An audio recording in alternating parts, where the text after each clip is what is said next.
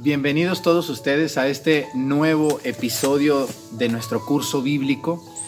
Les doy la más cordial bienvenida. Soy el padre José Arturo López Cornejo, aquí desde mi parroquia en Acatlán, en la diócesis de Chilpancingo, Chilapa. Vamos a continuar con esta maravillosa carta a los Colosenses. Estamos por empezar el capítulo número 2, aunque este es el episodio número 3. Quiero agradecer a todos ustedes el favor de su atención, el que estén aquí conmigo acompañándome en esta maravillosa obra de evangelización a través del YouTube o de Facebook o a donde quiera que lleguemos con estos cursos. Quiero invitarles a que vayan por su Biblia. Yo estoy manejando principalmente la Biblia latinoamericana. Esta Biblia fue traducida de las cartas originales, de los códices más originales que existen, a una lengua española muy aterrizada, es decir, es una manera muy fácil de entender. Por eso yo recomiendo la Biblia latinoamericana, aunque hay otras traducciones más especializadas, muy cercanas al original, que son para personas que buscan estudiar la Biblia de manera más profunda. Este cursito bíblico que yo les doy a ustedes, pues es un curso meramente sencillo. Estamos hablando de personas que tienen ganas de leer la Sagrada Escritura, como muchos de ustedes, que no somos personas tan preparadas, pero que tenemos muchas ganas, Padre, de estudiar la Biblia, de que a lo mejor la podemos leer, pero lo que yo quiero hacer con ustedes es ayudarles a que la lectura de la Biblia sea más fácil, sea más llevadera y la entiendan junto conmigo. Yo como sacerdote, aunque soy sacerdote, también estudié, pues no tan profundamente, pero sí con muchísimas ganas la Sagrada Escritura. Y lo que hago con ustedes ahora es leerla juntos. Cuando uno lee con alguien, pues es más fácil de profundizarla que cuando uno por sí mismo la lee. A veces yo creo que todos ustedes alguna vez han agarrado la Biblia, han intentado comenzar a leerla y se han dado de cabeza porque a lo mejor dicen, bueno, ¿y esto qué significa? ¿Y esto por qué está aquí? ¿Y quién me va a decir? Y como vemos a veces las personas que tenemos un poco más de conocimiento de esto, pues estamos tan ocupados que no podemos atenderlos a todos. Lo que yo hago es ir leyendo la Biblia con calma, capítulo por capítulo y versículo por versículo, irlo explicando lo más posiblemente y analizar todos los versículos y capítulos de la Biblia. Hasta ahorita ya terminamos los Hechos de los Apóstoles, estamos comenzando la carta a los Colosenses y así nos vamos a ir a ver si terminamos toda la Biblia en nuestras vidas. Así que acompáñenme en esta maravillosa historia de las Sagradas Escrituras, análisis de la misma. La carta a los Colosenses, ya les he dicho en los otros episodios, es una carta pequeñita de no más de 5 capítulos que San Pablo escribe, según los estudiosos, en Cesarea. Él está en la cárcel y también les escribe a los colosenses porque los colosenses, aunque eran cristianos ya, creían en Cristo, andaban por ahí desviándose del verdadero camino de Dios. Entonces San Pablo les hace una observación a todos ellos de que eso que están haciendo no está bien. Hay un hombre por ahí, Éfrata, que es el predicador de Colosas. Hay que recordar que San Pablo parece que nunca fue a Colosas, pero sin embargo él tuvo discípulos por ahí en Éfeso que envió a predicar, y es el caso de este hombre que parece que va a ver a Pablo a la cárcel, y junto con Pablo está su gran compañero de camino de San Pablo, que es Timoteo. Así lo dice al principio de esta carta. Bueno, pues sin más preámbulos, quiero comentarles también que la Biblia, aunque vemos que es un libro, pues es una enciclopedia, están juntos los libros, uno con otro, pero es un conjunto de libros pegados, uno con otro, con otro, con otro. Entonces no podemos estudiar la Biblia de corridito, no podemos estudiar de la misma manera una carta de un libro, de una narración, de una crónica, de un evangelio. La Biblia tiene estilos literarios, y cuando decimos estilos literarios o sistemas literarios en los que se escribió, estamos hablando de cosas distintas. En este caso estamos leyendo una epístola, que quiere decir una carta que San Pablo escribe a los colosenses, de una ciudad llamada Colosas, en el Asia Menor. Vamos al capítulo número 2. Yo creo que ya están ahí en su Biblia. Búsquenme la carta a los Colosenses. En el Nuevo Testamento, por ahí está más o menos ese libro número 10, número 15, aproximadamente por ahí está. El orden varía mucho, pero van a encontrar Colosenses, que se abrevia C-O-L, Col, así se abrevia, Col, punto. Colosenses, Col, ¿vale? ¿Quién escribió esta carta? San Pablo, llamado Saulo. pero luego bautizado como Pablo, que era más como un apodo, pero así se llama este gran apóstol de nuestro Señor Jesucristo. Vamos al capítulo número 2, dice así. San Pablo ya hizo un discurso maravilloso de la preexistencia de Cristo, de que todo gira alrededor de Cristo en el capítulo número 1. Dice: quiero que sepan cuán duro es el combate que debo soportar por ustedes. ¿Cómo ven a San Pablo en el capítulo 2, versículo 1? Les dice, vieran qué duro es el combate que tengo que luchar, dice, que tengo que soportar por ustedes. San Pablo les dice, y así es, el combate de seguir a Dios es duro, es difícil, no es tan fácil como parece. Un combate, ¿qué es? Pues una lucha ¿con quién? A veces con el demonio, pero a veces con uno mismo, con los deseos carnales, con los deseos de grandeza, con los deseos de la libido, con los deseos de tantas cosas que nos surgen a nosotros mismos. Entonces es un combate, es una lucha a veces con nosotros mismos por la causa de nuestro Señor Jesucristo. Dice, por los de la Odisea y por otros que jamás me han visto. San Pablo dice, es tan duro el combate que tengo que hacer por ustedes, los colosenses les está diciendo, por los de la Odisea, dice, y por tantos otros que jamás me han visto. A ver, San Pablo habla de la Odisea, es una ciudad muy importante, muy cerca de Colosas, casi en medio entre Colosas y Éfeso. Por ahí está la Odisea. Entonces San Pablo dice, es tan duro el combate que tengo que combatir por ustedes y por muchos que no me conocen. Parece que San Pablo tampoco los conoce. Aquí da a entender de que San Pablo no ha ido a Colosas. Pero como envió a Éfrata, que es el discípulo de San Pablo que evangeliza Colosas, les está diciendo, estoy luchando por ustedes, un combate muy fuerte y muy grande. Dice, pido que tengan ánimo, dice, no sean tan cobardes, no se achicopalen, no se pongan tristes, que se afiancen en el amor y que tengan plenamente desarrollados los dones de entendimiento, el don del Espíritu Santo, ¿se acuerdan? Dice, que tengan plenamente desarrollados el don del entendimiento. Hay gente que no tiene desarrollado ni en 1% el entendimiento. Entiende lo que les conviene, lo que quieren o lo que les gusta, lo que les conviene. El don del entendimiento es la capacidad de entender lo que Dios quiere en mí, en ese momento, en esa acción, en ese lugar, en ese acontecimiento concreto que estoy viviendo. ¿Qué quiere Dios de mí? Y el entendimiento es aquella capacidad de discernir los planes de Dios en mi vida. Fíjense lo que dice San Pablo. Para que puedan penetrar en el gran secreto de Dios que es Cristo. Así es. Sin un entendimiento espiritual no podemos entrar al verdadero secreto de Dios que es Cristo. En Él están escondidas todas las riquezas de la sabiduría, dice, y del entendimiento. Cristo es la sabiduría y el entendimiento. Les digo esto para que nadie los confunda con discursos engañosos. Ahí va. A ver, dice, nadie los confunda. ¿Qué estaba pasando en Colosas, padre? Bueno, pues estaban llegando unas corrientes que se decían cristianas y dice que nadie los confunda con discursos engañosos. Miren, no quiero echarles malo a algunos protestantes, pero a veces hay ciertos hermanos que van a las casas de los católicos dormidos.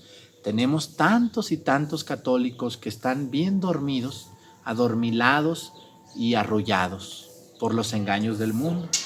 Entonces por ahí alguien llega, le da un discurso bonito en la puerta de su casa, le habla muy bonito y entonces la persona que no está segura de lo que cree, pues cae en los discursos engañosos. Fíjense nomás cómo les echa malo aquí a los hermanos separados. Discúlpenme, hermanos, yo sé que hay hermanos separados que están viendo estos cursos, lo cual les agradezco de todo corazón, pero hay que abrir los ojos a lo que San Pablo está advirtiendo a los colosenses que están siendo confundidos.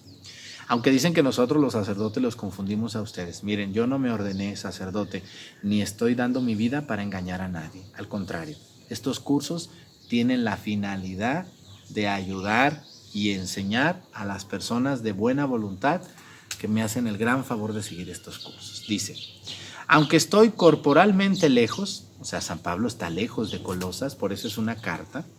Dice, aunque estoy lejos corporalmente, mi cuerpo no está ahí con ustedes, mi espíritu está con ustedes, dice, de corazón les digo que mi espíritu está con ustedes.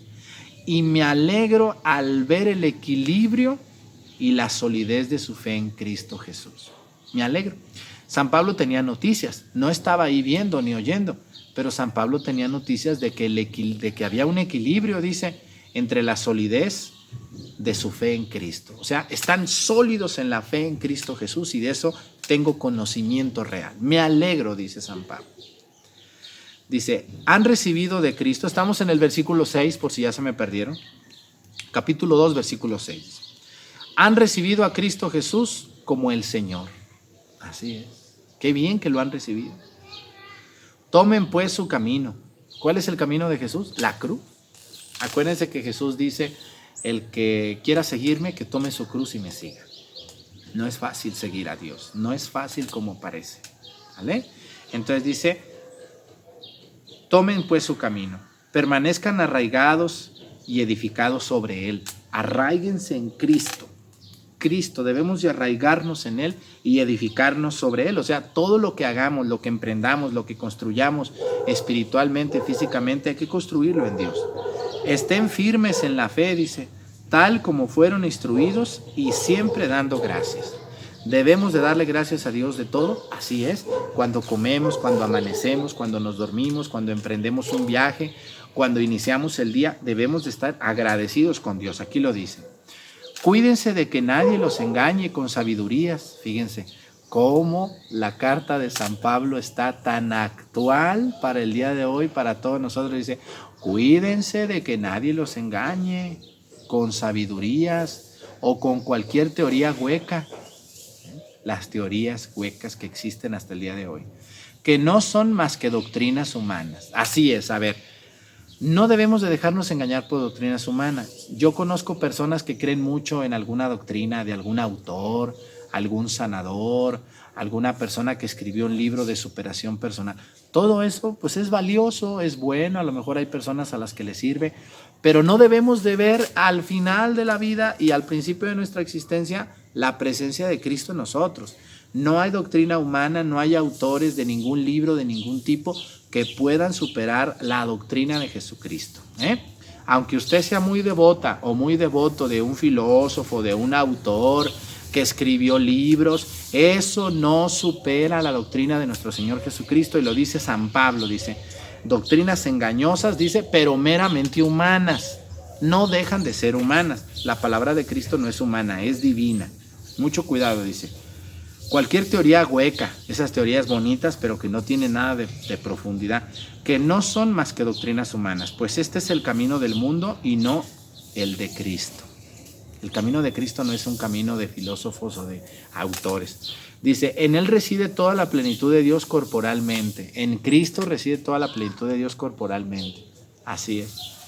En él ustedes lo tienen todo, pues él está por encima de todos los poderes y autoridades sobrenaturales. Todo. En Cristo lo tenemos todo. Mire, yo conozco gente que se pone a estudiar doctrinas no probadas, teorías que están en estudio, personas que les dicen que tienen el poder para hacer esto o aquello, filósofos muy atractivos, autores de algunos libros muy importantes, y los endiosamos. Pensamos que esa teoría, que esa filosofía a mí me va a ayudar a crecer en el conocimiento de Dios, cosa que no es verdad. Por eso dice aquí, dice, en él lo tienen todo, no necesita nada. Así es, Santa Teresa lo va a decir, en Dios todo lo puedo, en Dios todo lo sostengo, el que tiene a Dios nada le falta. Así es, en Cristo lo tenemos todo, no necesitamos de andar coqueteándole a doctrinas no cristianas o no comprobadas, como hay tantísimas. Y no se diga ahorita que tenemos por todos lados, por la televisión, por el internet, por la casa, por la vecina, por la señora que te platica, por el hombre que te invita, por tanta doctrina que existe. Vamos a lo que sigue. Capítulo 2, versículo 11 dice, en Cristo recibieron una circuncisión no humana ni quirúrgica, que los despojó enteramente del cuerpo carnal. A ver, en Cristo recibieron una circuncisión no humana. La circuncisión era cortarle el prepucio a los varones quirúrgicamente para poder hacerlos hijos de Yahvé. Ahora, como vimos en los Hechos de los Apóstoles, ya no aplica la circuncisión. Cristo les pide a los apóstoles y San Pedro junto con ellos deciden en el primer concilio de Jerusalén, los 12 apóstoles, que la circuncisión no es obligatoria ya para los paganos, para todos los que no son judíos y se convierten al cristianismo. Entonces, Ahora la circuncisión es llamada bautismo, dice, por el bautismo que no es una circuncisión humana ni quirúrgica, dice, pero los despoja del cuerpo carnal, te quita el pecado que traes o que tienes, dice. Esta circuncisión de Cristo es el bautismo, aquí viene, dice, en el cual fueron sepultados con Cristo. La circuncisión nueva es el bautismo. Dice, y en él fueron luego resucitados por haber creído en el poder de Dios que lo resucitó de entre los muertos. Así es. Cristo es el modelo de la resurrección y en él seremos resucitados. En él. Gracias al bautismo y gracias a los padecimientos y los sufrimientos de Jesús en este mundo. Dice, ustedes estaban muertos por sus pecados y su misma persona no estaba circuncidada, pero Dios los hizo revivir junto a Cristo. Nos perdonó todas nuestras culpas, así es. El bautismo nos perdona todas las culpas. Una de las finalidades, casi la primera que tiene el bautismo, es borrar los pecados cometidos o hechos o actuados hasta ese momento. Los que vienen después, ya hablaremos por ahí en otro capitulito sobre el sacramento de la penitencia. Ahorita no me quiero meter en ese tema porque me voy a aventar 2 horas aquí con ustedes. Estamos hablando de que dice, ustedes estaban muertos por el pecado. Así es, una civilización que no creía en Cristo, que no lo conocía, pues prácticamente estaba muerta espiritualmente, ¿no? Vivían pues solamente por inercia, nacían, crecían, se reproducían y se morían y ya, pero ahora ya no están muertos, están vivos por el bautismo, dice que borró todas sus culpas. Dice, anuló el comprobante de nuestra deuda. Había una deuda, todos por el pecado teníamos una deuda, y cuando hay una deuda ustedes saben que siempre hay un papel, un recibo, una factura, un pagaré o algo que hay que pagar. Dice, Cristo anuló el comprobante de nuestra deuda, o sea, Cristo borró todo. Esos preceptos que nos acusaban, los clavó en la cruz y los suprimió. Cristo, al morir en la cruz por nosotros, sus sufrimientos y sus padecimientos borraron nuestras culpas, cometidas y merecidas, y anuló toda deuda espiritual, dice. Les quitó su poder a las autoridades del mundo superior, así es. Las humilló ante la faz del mundo y las llevó como prisioneros en el cortejo triunfal de su cruz. Todas las autoridades que no descienden y que no pertenecen a Cristo son anuladas y llevó como prisioneros en el cortejo triunfal de la cruz. Pues ¿a quién se le ocurre hacer un cortejo triunfal a una cruz? Imagínense qué mal está eso. ¿Cómo lo entenderían los judíos? Decir, ¿cómo es posible que yo voy a creer en un Cristo, en un Jesús que está crucificado? Eso no es de Dios, eso no está bien. Bueno, hasta cierto punto, humanamente hablando, se entiende ese reproche y ese repudio y ese rechazo. Pero cuando entendemos que Jesús es el Hijo de Dios, vamos comprendiendo que las cosas que aparecen ahí no están tan mal ni tan descabelladas como parecieron. Vamos a lo que sigue. Capítulo 2, versículo 16. Dice, por lo tanto, que nadie los venga a criticar por lo que comen o beben. Que nadie los venga a criticar por lo que comen o beben. Por no respetar fiestas, lunas nuevas o el día sábado. Bueno, este tema es muy interesante. Dice, por lo tanto, que nadie los venga a criticar por lo que comen o beben. Los judíos no querían que, según el Antiguo Testamento, dice que no debemos de comer carne de ciertos animales. Ya lo vimos ese tema muy ampliamente en los Hechos de los Apóstoles. Por ahí está un capítulo, búsquenlo en los episodios pasados. Y ahí se hablaba de que estaba prohibido. Por eso dice que nadie les venga a decir, a criticar lo que comen o beben. No está prohibido, dice, Dios no lo ha prohibido. Dice, por no respetar las fiestas, así es, las fiestas de los tabernáculos, las fiestas del Yom Kippur, la fiesta de la Pascua judía. Dice, si ustedes no hacen esas fiestas, ustedes no son judíos, no están circuncidados, no tienen obligación, dice, o que cumplen el día sábado. Dice, para ustedes, fíjense, San Pablo aquí supera siendo judío, dice, ya no deben de guardar el sábado, ahora se va a guardar el día primero de la semana, que es el domingo. Por eso San Pablo aquí les da en la torre a todas esas personas que dicen que deben de guardarse el sábado. Dice, que no les vengan con esos cuentos. Nadie los venga a criticar, no les hagan caso, dice. Tales cosas no eran más que sombras, mientras que lo real es la persona de Cristo. O sea, aquellas vivencias, disculpen, aquellas vivencias judías antiguas no eran malas, dice San Pablo, dice, pero eran meramente sombras de algo que causa la sombra, que es Cristo.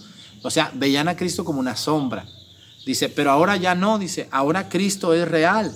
ya no deben de vivir esas fiestas, dice, ahora es Cristo. Dice. No se dejen impresionar por esos que vienen con una religión de temor o con liturgias angélicas.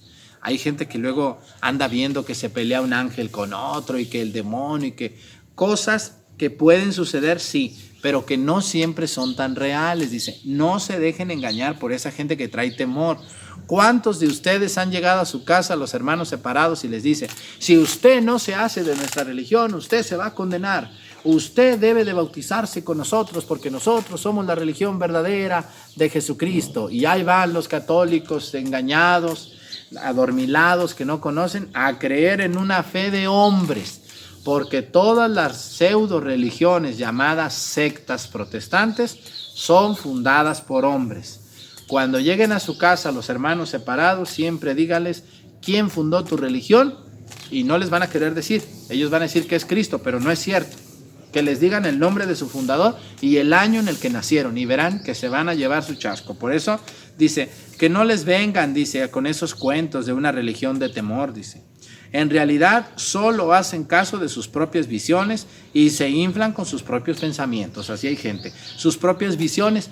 Muchos hermanos separados creen en doctrinas fundadas por visiones de un hombre.